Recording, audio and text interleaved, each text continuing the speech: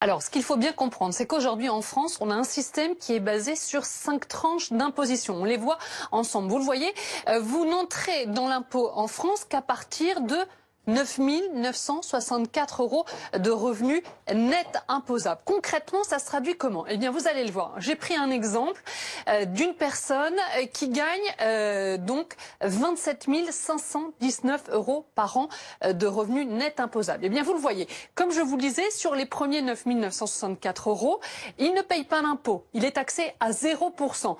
En revanche, sur les 17 555 € restants, à savoir 27 519 moins les 9 964 €, eh bien là, il est taxé à 14%. Résultat, eh bien cette personne va payer 2 457,70 €. L'idée du gouvernement est de faire apparaître 2 nouvelles tranches d'impôts avant cette fameuse tranche des 14%, une tranche à 5% et une tranche à 10%. Résultat, eh bien, sur les 9 964 premiers euros, il sera toujours taxé à 0%, mais sur le reste, il sera taxé à 5 et 10%. Donc, au final, il paiera moins d'impôts qu'avec cette tranche de 14%. Moins d'impôts, ça veut dire moins de rentrée fiscale pour l'État. Comment on finance, Gaëtane?